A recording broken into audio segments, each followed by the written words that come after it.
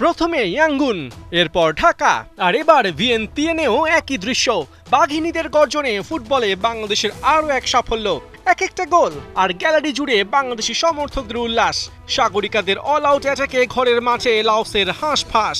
র্যাঙ্কিংয়ে 21 ধাপে এগিয়ে থাকা লাওসকে হারিয়ে পিটার বাটলাররা আবারও দেখিয়ে দিল এশিয়ান লেভেলে নিজেদের শক্তি। ভিয়েন্তিয়েনে মূল পর্বের টার্গেট মাথায় গেঁথে মাঠে নামে বাংলাদেশ। হাস্যোজ্জ্বল লাওস তখন ঘুণাক্ষরেও জানত না কি অপেক্ষা করছে তাদের জন্য। ম্যাচ শুরু হতেই আফিদা সাগরিকাদের high line defence, long ball game আর লং রেঞ্জ গোল অ্যাটেম্পটে দিশাহারা হয়ে পড়ে স্বাগতিকরা।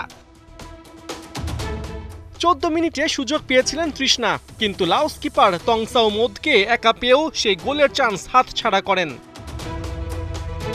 তবে হাইলাইন ডিফেন্সের কুফলও এদিন টের পেয়েছে পিটার বাটলারের শিষ্যরা।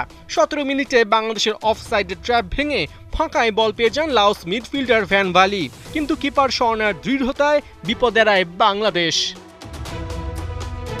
অবশেষে 36 মিনিটে ডেডলক ভাঙে। শান্তি মার্ডির কর্নার থেকে পাওয়া বলে হেড করে বাংলাদেশকে প্রথম গোল এনে দেন সাগরিকা।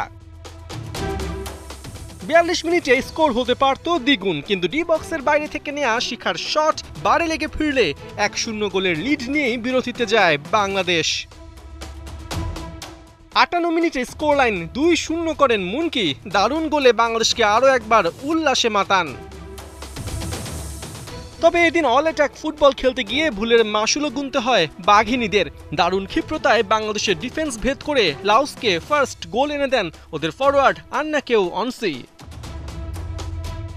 গোল হজম করলেও অঘটন ঘটতে দেয়নি বাংলাদেশ।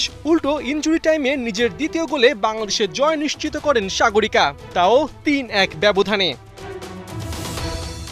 অনূর্ধ্ব 20 এশিয়ান কাপ বাছাইয়ে বাংলাদেশের দ্বিতীয় ম্যাচ শুক্রবার, যেদিন দুপুর 3টায় আফিদারা মাঠে নামবে ইস্ট তিমুরের বিপক্ষে। পার্থ বণিক, ৭১।